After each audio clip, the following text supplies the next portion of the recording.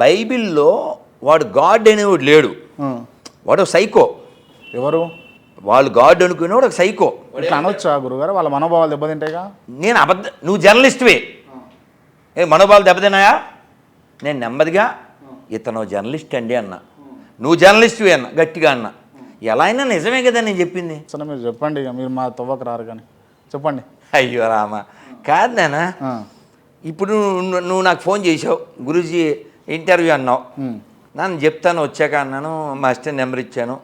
సరే నేను ఇవాళ రమ్మన్నాను, పొద్దున 10 or 11 ఫోన్ చేసి నేను ఇవాళ రాలేను, అర్జెంట్, నేను వెళ్ళిపోవాలి, నాకు ఏదో ఏదో చెప్పాను, క్యాన్సిల్ చెప్పాను. చెప్పిస్తావా ఏంది? నేను చెప్పించాం. సరే గురూజీ మళ్ళీ నెక్స్ట్ టైం అంటావు, అంతేగా. అంతే అంతే.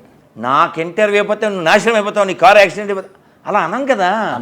అలా అనం కదా నాన్న, ఒక సామాన్యుడు కదా నువ్వు నేను. అవును.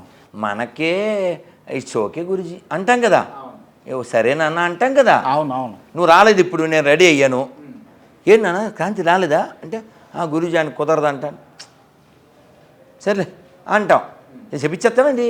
మనుషులు ఉన్నాను మనం, మనకే బోల్డ్ కట్టేసి ప్రేమ ఉంటే దేవుడికి ఎంత ఉండాలంటావు? అది నేను చెప్పేది.